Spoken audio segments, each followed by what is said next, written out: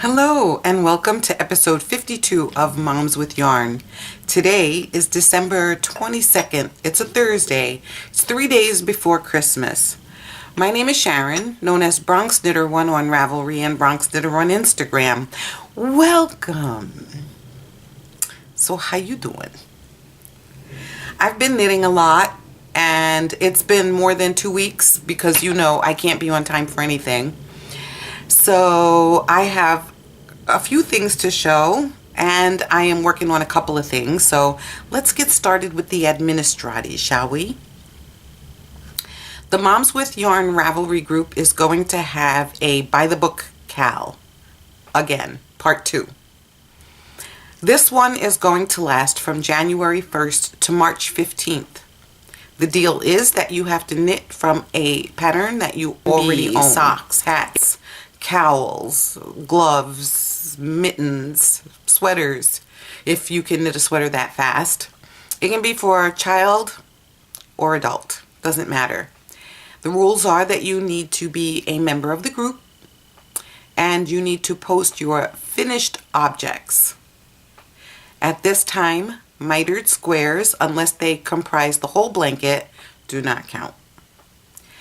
Also, it would be a good idea to know how much your project weighs in grams so that you can enter the Biggest Loser Challenge 2017. I'll talk about that in a minute. So I'm working this cal with Barb from the Flamin' Fiber podcast. You can enter your knitting in her group as well as in my group. Both of us are awarding prizes individually. They must be finished objects, and you must be a member of Barb's group as well. So from January 1st to March 15th, the thread will be locked at that time. So I'm going to open up a thread in the group. There isn't one there now, but I'm going to open up a thread in the group, and that will explain all the rules. Really, it's straightforward. It applies to patterns that you already own. I don't particularly care if your stash is new or old, as long as you knit from your library. However, for the 2017 Biggest Loser Challenge, you're supposed to use your stash yarn and you're supposed to weigh it in grams and enter your finished projects there. You must be a member of the Never Cast Off podcast group, which is hosted by Debbie and Sheila. And Debbie is doing a collaboration with Benita at the Fiber Pusher podcast group. So you must be a member of that group in order to enter. Now, you could enter one or the other, but they're giving away prizes monthly. So if you want a chance to win something every month, you need to belong to both groups. So, and you weigh your finished project, minus buttons, minus stuffing, minus whatever, just the yarn. You weigh it in grams, and then you post the weight and the project in the group, excuse me, in the group, and then you are eligible to win the prize. If you spin, and you spin some yarn, that counts. If you knit something with that spun yarn, it counts twice. So that is all the places, all the news that's fit to be print at this time that pertains to our group. So go ahead and start, January 1st, after all the holiday knitting and all that busyness of the holidays is done, then off you go. You can start stashing down, especially if you plan to use yarn you got at Christmas time. So now we can just get right to the knitting. Don't even think about it, cat. Pardon me, my cat is feeling frisky today. No.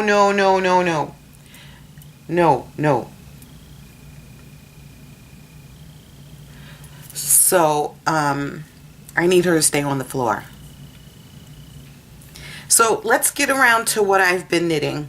Now you remember the last time I podcast, I was working on the blueberry waffle socks, and that's by Bev Hearn. I'm using Expression Fiber Arts in the Resilient merino, superwash merino in the unicorn colorway, and here they are.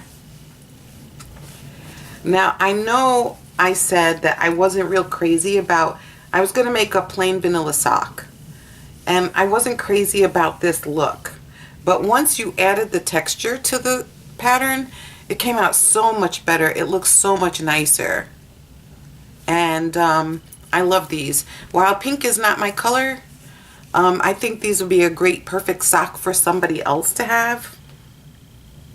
I love them. I would make this pattern again. These socks were knit from the cuff down. Very easy pattern. If you've ever made Hermione's everyday socks, this pattern is even easier than that. So if you want to make socks that are not just plain vanilla with a little bit of interest, I would suggest making Blueberry Waffle Socks by Bev Hearn. And in case you're wondering, cat.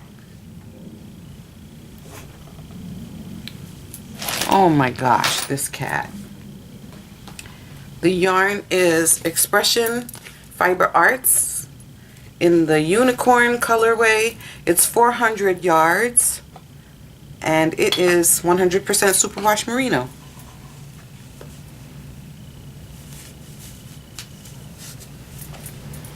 Okay, well, there goes that.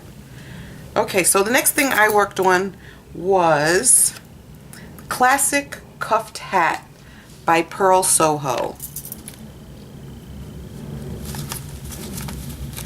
And that pattern has a pom-pom on top, but I refuse to do the pom-pom. No, cat. I refuse to do the pom-pom because my nephew would just eat it or tear it off or whatever. It's a really nice cuffed hat. Very simple pattern. Took about a day to make.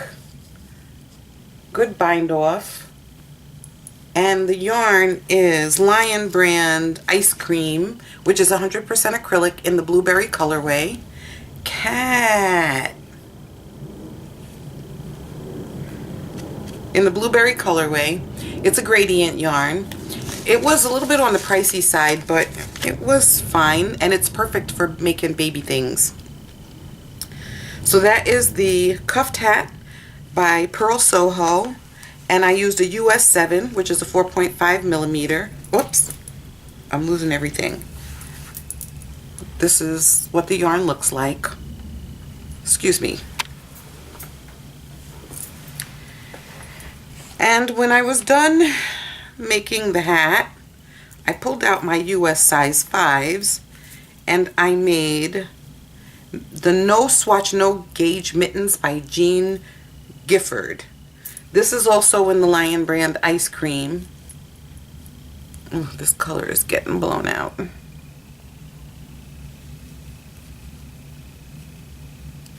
That's one side. That's the other side. So you cast on, it's a free pattern on Ravelry. You cast on 36 stitches and you knit until you think it's going to fit somebody. No gauge, no swatch. You can use fingering weight to get smaller gloves. You can use worsted weight to get bigger gloves. You can use bigger needles. That's how you change the size on these. These are perfect because 36 stitches works out good for a small child in this worsted weight yarn. If I was working for an infant, I could use fingering weight and it would come out smaller, proportionately smaller.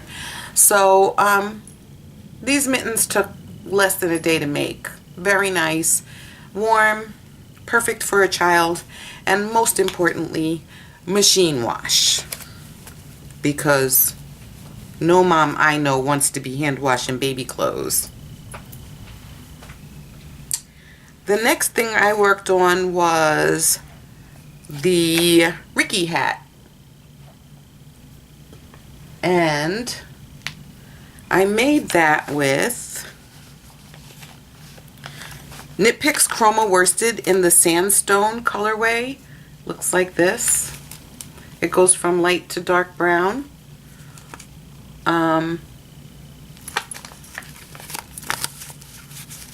Knit Picks was having a sale, so I bought this yarn.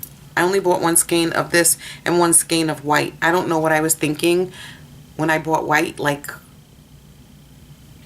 anyway, I made the Ricky hat. And the Ricky hat is a free pattern by Sarah Young. It's a free pattern on Ravelry. It's by Sarah Young. Look at how pretty that top is.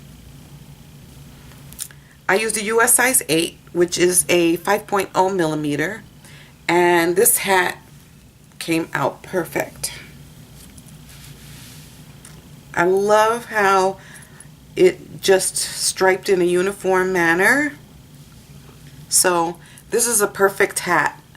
I don't know who's getting this hat. I guess whoever wants to wear it can get it, but it'll be a gift. It's going into the gift box. Nice hat. I'm not gonna say it. This wool is 70% wool, 30% nylon, 198 yards. So it is wool, but I'm not gonna say this. I could have used a smaller needle to get it to be more dense, but I didn't want to make a heavy hat because I already did that. So that's that. And then I made the Easy Ombre Slouch Hat by Paul Neary. I used Wool Ease in brown and in Blue Mist. The Blue Mist has a lot of colors in it. The brown was just brown, but the Blue Mist has reds, yellows, greens, a lot of colors in it. It doesn't look like that when you work it up, but that's what it came out like. And this is the hat, which is a free pattern on Ravelry. It's not actually on Ravelry. When you click on the pattern, it takes you to another website, but there the pattern is free. Now, I didn't do exactly what the pattern said. I used fewer repeats because this is for a child.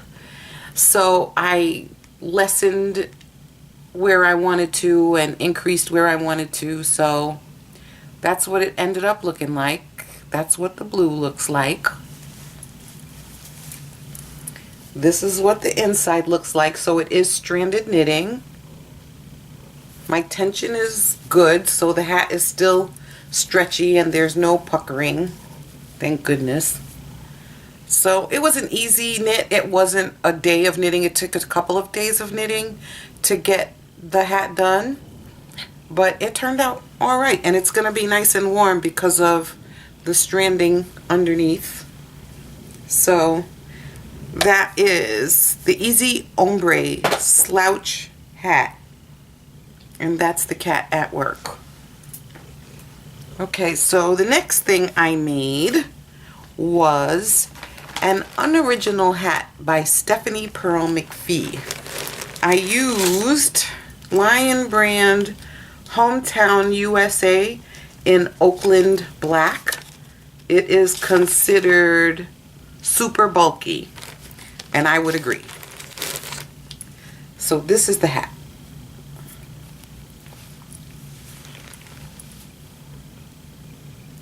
It has no brim, but it's a nice heavy yarn and a nice warm hat, and it has no brim, and I think that is because there was only one skein. If there would have been more. So what happened was I started making the hat and I almost I did run out of yarn. And so I had to go fishing around in my stash to see if there was another skein of it. And fortunately for me, there was. And I remember why I bought this, because it's only 81 yards. I wasn't sure what I was going to make, but I knew that I was going to need more than one skein. So I found the second skein. I finished this hat.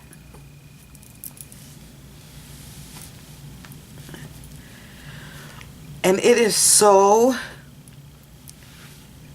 bulky, but it's such a warm hat. And with the leftover yarn, I made a cowl, a simple cabled cowl with a simple cable. Doesn't really match the hat, but cables are cables. And now you're ready for winter. Isn't that wonderful? This hat is really heavy. I imagine it would really keep your ears warm. So a size 11 needle, that is 8.0 millimeter, and it is 100% acrylic yarn. Nice and warm and toasty.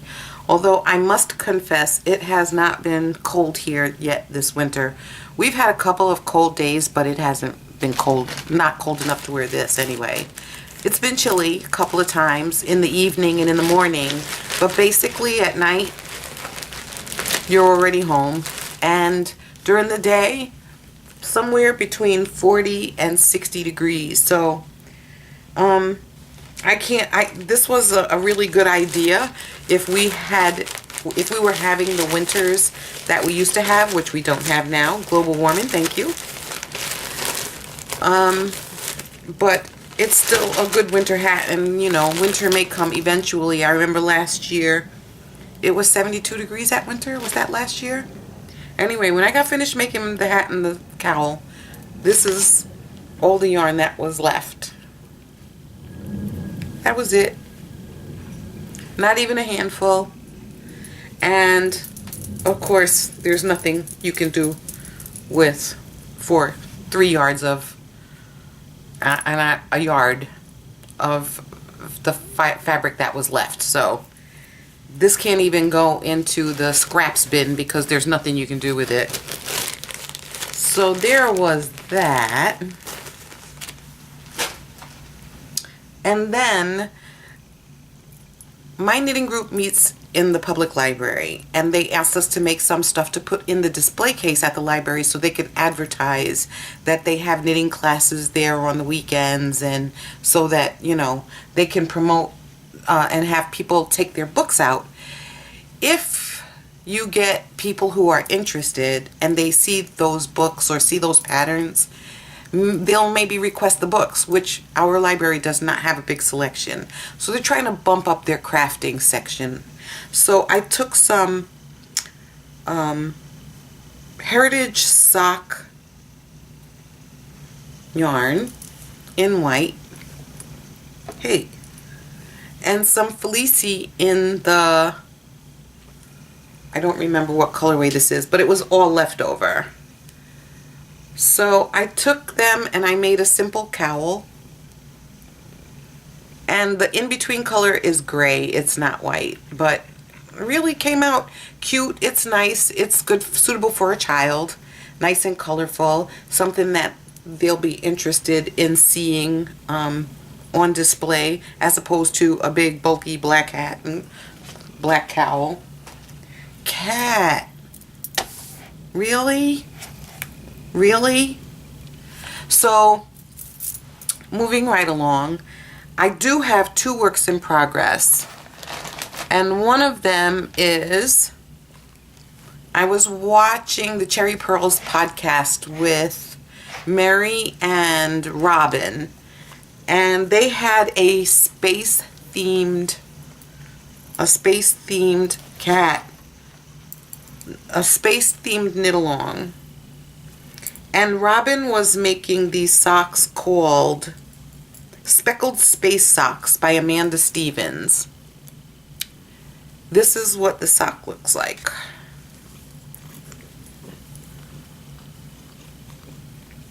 This is smooth, this is textured. This is smooth, this is textured. It's a toe-up sock. I am using Hiya Sharps US 1 2.25 millimeter, and I am also using a Gale's Art sock blank, which is 463 yards, 100 grams. It is 75% superwash merino and 25% nylon. That's what her card looks like. It's in the Extreme 80 colorway. And the sock blank looks like this. And you may have seen it when it was starting to be a skew sock. And now it's going to be, the skew sock didn't work out because of the heel situation. There's the skew sock is a free pattern on Knitty, and it comes in one size. You cast on, I don't know, so many stitches, I don't remember, and then you work, and then you get to the heel, and instead of the heel being on the back of the sock, it's on the side of the sock. It would make sense if you read the directions, which are, you know, kind of plain. This is an experienced sock knitter sock pattern. I'm not saying that a beginner couldn't do it. I'm saying that it's just complex enough not to be for a novice.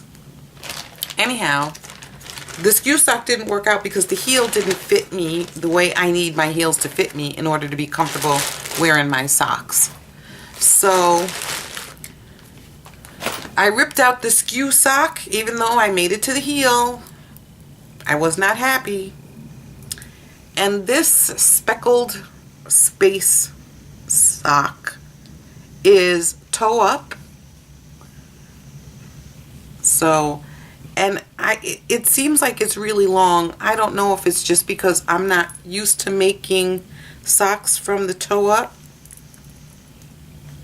but it seems like it's really long in the foot. It fits a little bit loose, but I know that after you wash a sock a couple of times, it gets a little bit more snug. So I'm hoping that happens with this. I am not in a rush to get these socks done because they're for me. If I was to do it again, I would use something less busy, but I really just like the way these socks look.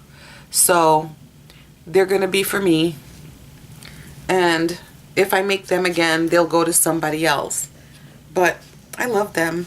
I'm just not that comfortable making toe-up socks. If I made them more often, there would be a pattern that would be stuck in my head. So, but Robin did them. They came out really nice. She used a yarn that was less busy than the yarn I'm using. And that's okay. I like them, and I'm going to wear them. So that project is in my gift from Tracy bag that is covered in cat hair. And that's that. And then in my Thank God for Bags Christmas bag, which is not covered in cat hair, I have the My Cup of Tea mitts by Fluffy Fibers. I saw that Barb was making these on the Flame and Fiber podcast, and they look so nice. And these would be great for the display case at the library. They're fingerless mitts. Now, when we give them our objects for the display case, I'm not sure if we're getting them back, but I really don't want mine back. So if they're gonna donate it or keep it for themselves there at the library, I don't really care. I am using, I'm pretty sure this is Bernat baby yarn. The pattern's nice. The pattern is easy. There's nothing hard about it. I am using a US3, which is a 3.25 millimeter Hayahayas, and it's not fast going, but the library also doesn't have a deadline, and they're asking for any knitting, crochet, weaving, any kind of craft that you want to do. Just make something so they could pin it to the bulletin board. So this is going to be one of those contributions because this is 100% acrylic, but I have to tell you, it's in my stash. I have a bin of yarn that has no label, no description, but I'm pretty sure this looks familiar. It looks like the Bernat baby, and if it is, making these mitts is the only thing I can think to make with this yarn because I'm not. If it's not sock yarn, it's got to become something. And mitts was the easiest, fastest thing I could think of, even though it's not really not going that fast. So anyway, that is everything. It's been busy few weeks, and now we're at the end of the year. I can't believe this time went by so fast. So I'm sitting here drinking out of my $2 mug, wearing my Christmas nail polish. You would think I was going to a party, wouldn't you? I'm not.